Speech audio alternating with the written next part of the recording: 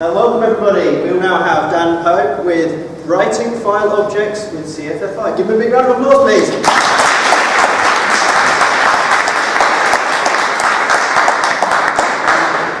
So this is going to be a talk about two incompatible things, or two different things, file objects and CFFI, and those are quite large areas to cover. So I'm just going to cover a vertical slice through both of these things to give you a flavour of how to do it. I did a couple of these recently. One is open source and the other is proprietary inside our organisation. And I was surprised how simple this was. And I just needed to go out and find how to do it. So I hope by talking about it, it will encourage you to give it a go. So I'm not going to cover too much detail. I'm going to talk about, you see that? That's not very large, is it? You see that at the back? If you can't see it, put your hand up. Don't know what I can do. Okay. So I'm going to cover a bit about CFFI, what it is, and API node CFFI. We're going to talk about file objects and writing file objects. Bytes, bytearray, and memoryview, which are built-in Python objects. And then this time we'll look at the open source library that I did as an example. CFFI is a library for accessing C functions defined in C from Python. You can also use it to call Python code from your C functions. And this works without any of the DSLs of C types. So C types, as you function objects that represent a function. In Python, there is a whole language that you use to express these APIs. In CFFI, you're just using C and Python. There's very little to learn if you know a bit of C. I'm very rusty on C, but I can remember the kind of basic types and things. And it's fast under both C, Python, and particularly under PyPy. So API node, it's got two modes, CFFI. There's ABI node, which is like C types. And what that means is that you describe the shape of your C function, and you call it, and you hope the shape doesn't change. There's also API node, which in my view is much better, where you compile against the C function that you're trying to run. And this will surface errors at compile time if you got it wrong, if the spec of the function changed. It compiles to a native extension for CPython exactly the same as if you wrote a CPython extension with the CPython API. Under PyPy, it creates something specific to PyPy with its own API. And I looked into the source code that it generated, and it's crazy stuff. But you don't have to care, because it does it all for you. It invokes the compiler for you. It's brilliant. There's the drawbacks of CFFI are the same as for distributing, as for any native code extension, which is distribution. It is always harder to distribute something that has to be compiled for a target platform than it is to distribute something that's pure Python. So it's not a problem that's specific to CFFI. This is an example of how to do it. Now this is going to be, I'm sure it's going to be too small for the Mac, but you can find this example in the docs, and hopefully my text describes the basic steps that you do. So you import CFFI, you set some compile options, and I'll go into this in a bit more detail, and then there is a section where you just paste in the definitions of the functions that you want to call. This is C syntax, effectively. This is C function declarations. And then at the end, FFI builder compiles it, magic, works. And this is a script. You just put this in so I wrapped a compression library called LZF, and you put it in the script and you run it. So that's your first step. I love the idea of an API that is just scripts is where we start with everything. So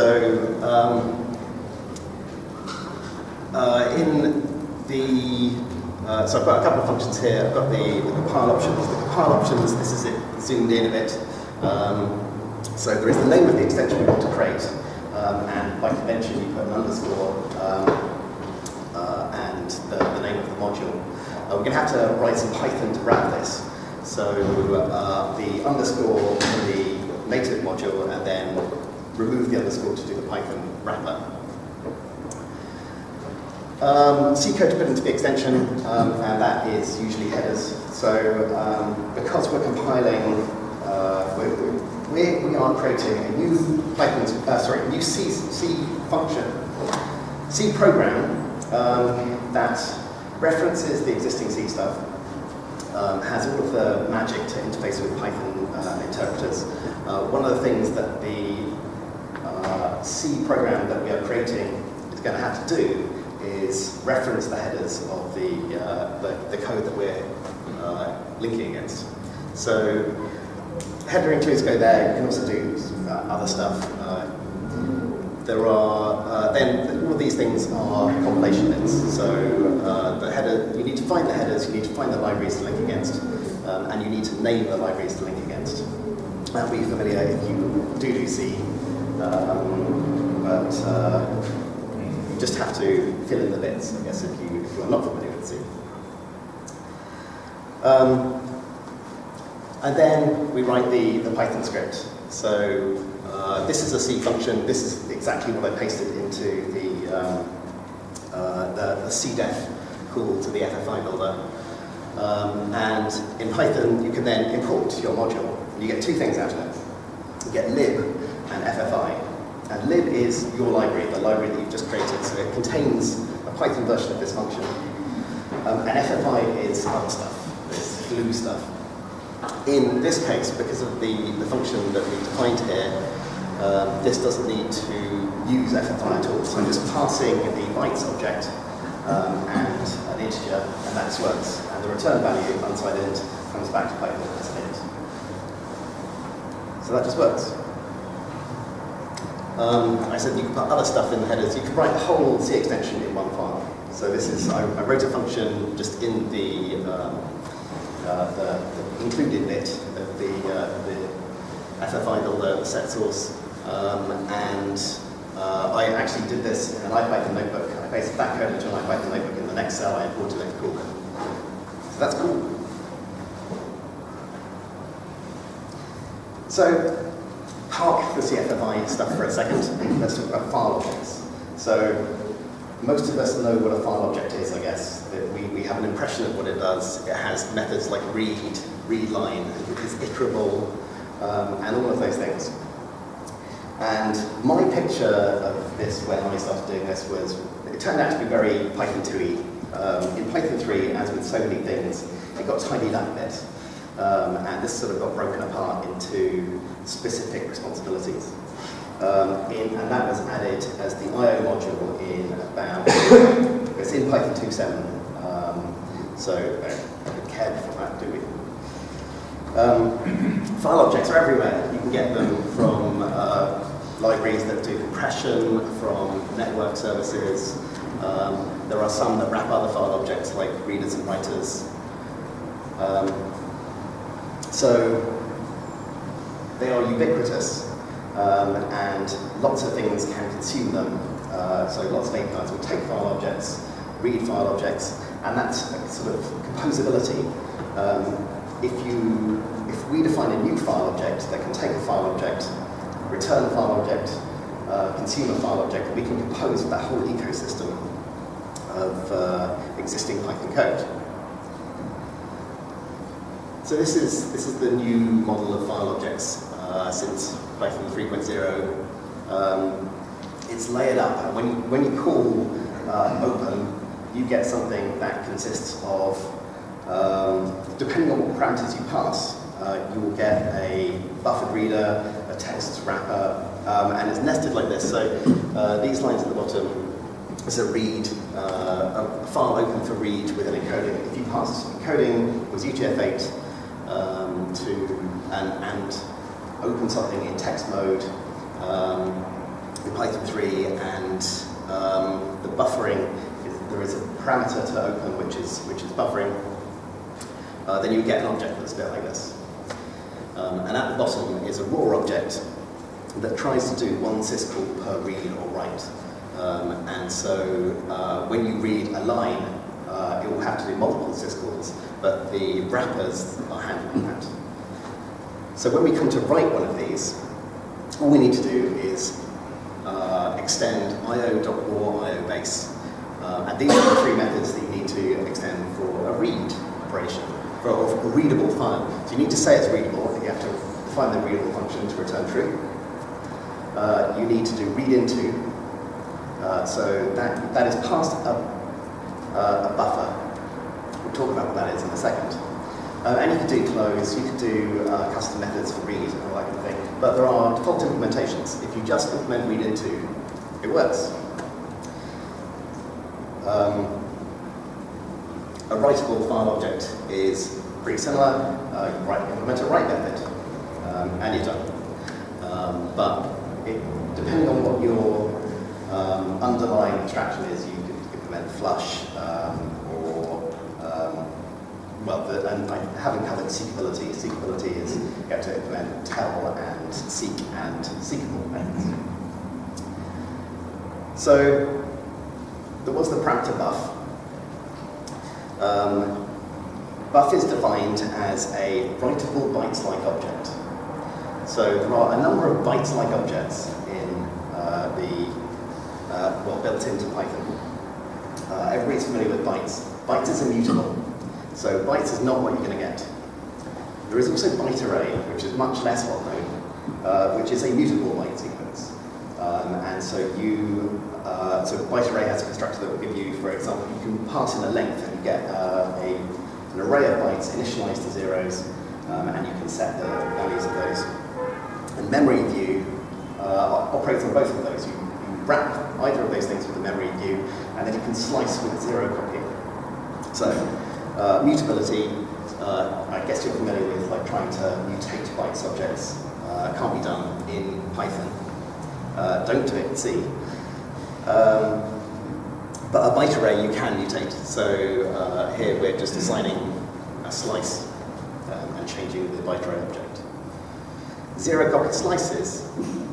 So in the first example, we're slicing a byte array and we get a copy of the byte array. So when I update the slice, it only updates the copy, it doesn't update the original. A memory view, you can slice it and update the slice, and you will update the original.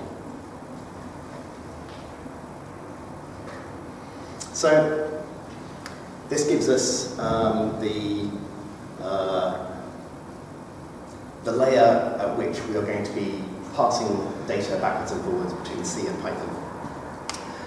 And that turns out to be the same layer that the read into method that you're reading in a file object. So this is an example of passing the buffer into Python. Memset is a standard C function. I just put that into an FFI builder, file extension, and then I was able to memset. The thing here, this is where I'm starting to use the FFI object that was returned by the library as glue. FFI from buffer creates it's a CFFI C data object. In order to write into a byte array, you need to pass it as a buffer into memset. And there, I'm setting 65 is ASCII A, and so I'm just passing those parameters in order to set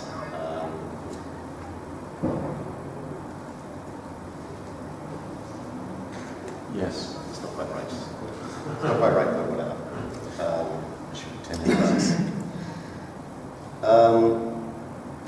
And memory view lets you choose. So memory view almost lets you do sort of pointer arithmetic in Python. By wrapping the byte array and then slicing it, you can pass in a pointer to a position in byte array. Now. 5 minutes. Okay. So putting it all together, I think we're done, aren't we? I guess this is like the big exercise for the reader. We had read into, which gives us a buffer that needs to be filled. We know how to pass that into C. I guess I should describe the shape of the C library. a C library that implements a kind of file decompression protocol, or in one of the cases that I did with storage. It's almost always going to be dealing with these arrays of bytes. So a read file, I just need to take the buffer, pass it to CFFI with the appropriate parameters to decompress or whatever, and receive data directly into my byte array and return it in Python. And in writable file objects, I am given a buffer of bytes. In some cases, I might have to use memoryview to say, so the underlying system call, for example, will write a certain number of bytes and tell me how many it wrote. So the next time I try it, I have to use a memoryview to pass a later position in the array of bytes that I want to write. So this is, I have one example that I can show you, and it's on GitHub at this URL. And I will do that now. So, let's see if I can. So LZF is, LZF is a compression library. In this case, I didn't have to link against anything because it's not built as a library. It's shipped as a couple of C files, so I can just include them straight into my extension. There are a number of headers. Is this big enough?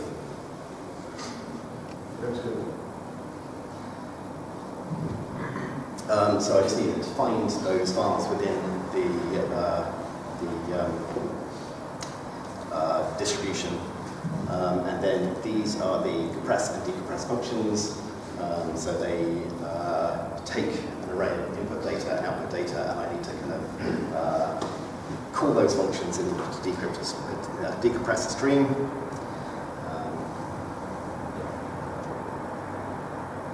And then my Python wrapper, that's where a lot of the stream manipulation stuff comes from. But then I have a raw reader. So above that was stream decompression. But in the raw reader, the read function is the CFFI function is called somewhere lib, decompress. So that wasn't hard. That took an evening to write. The writer is similar, and then I have a function called open. The open function tries to mimic the API of the standard open function. So this is where it puts together buffered readers and writers and text.io wrappers into Unicode for reads instead of bytes. I'll stop there. Thank you.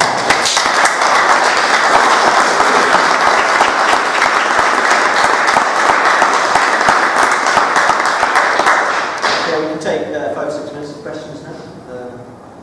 Hands up, Larry. So I knew that you could process header files with CFFI, and it has a built-in library called Python parser that understands C syntax. But I didn't realize you could have full-blown functions. Who's compiling those functions? That is so there's 2 different places where you put C code in the. That's API mode, yeah? Yes. Yeah. So in API mode, going back to here.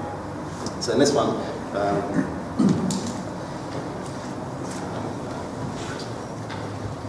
so this was the build script. And there is C code here, and there is C-like code here. So this is the stuff that is parsed by CFFI, and it is a subset of C. So it's C declarations, and you can do defines, but you can't do like if-def preprocessor operations. This is real C, so that goes into the code of the extension.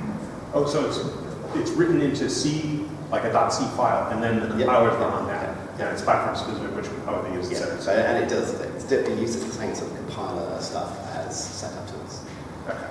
So the compilation is all done for you, which is a great advantage for me as a not a C person. So that was the one. Yeah. So I've written a function here, and that is the definition of it. It's parsed by CFFI. Yes? CFFI is the variant that PyPy promote and use. And there is, am I remembering correctly, a libFFI that is also some foreign function in thing. Is there any relationship between two now or and is CFFI Python specific, or did it come from I elsewhere? believe in API mode it is not using libFFI. It may be true in API mode, and C-types, I believe, was built on libFFI. So in API mode, it is just compiling you an extension that is compatible with CPython. In fact, it uses the limited stable API, so that is supported across Python 3 versions.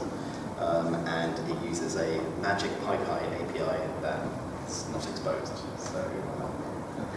So I don't think it uses libFFI in this mode. Yes. libFFI is to go between languages, not Python specific. It's my understanding, but I've never used it, so I might be wrong here. Thank you. That's what But I think CFFI is building on that idea and mainly use it. Any more questions? I've got a question. This is like a new question then. So there's some C compilation happening. It's happening at the runtime of your page. No. It happens when you, so when you call the FFI builder compile, it is happening there. So if you wanted to see this in a package, and LZF is a package, it's a distribution, it's on PyPy. So I have a setup.py, and by putting CFFI modules in there, that just means that it compiles an existence. And it gets put in your environment somewhere. I guess it's all into your version app where it's the same level of extensions. Yes. Does that mean that, can that setup.py make a wheel? Yes. So Yeah. the only person, Just do so Python if you go to setup.py. the effort, the only person that needs to worry about Yes. compilers is you, Yes. in theory. Any more questions? So, apologies if you mentioned this at the beginning, I read it, but what advantages does this give us over using the standard library C module? Like if I want to link to my own C files using the standard library C types? So, yes, I guess I covered this bit. This requires much less extra knowledge than either using the CPython API or using C-types. So you need to understand those things. In this case, it is almost completely C and something that's identical to C and Python. So if you know C and you know enough C to know what a C function declaration looks like, then you should be able to use it. And actually, quite often, what you can do is just copy the function definition from the C file. You don't actually need to write it yourself most of the time. So I tried, the first thing I tried was reading header files directly into the CFFI, but that doesn't work because there are lots of features that it doesn't support. So it's a subset of C that needs to go into the CF section. Actually, we're out of time at that point, so thank you very much, Dan.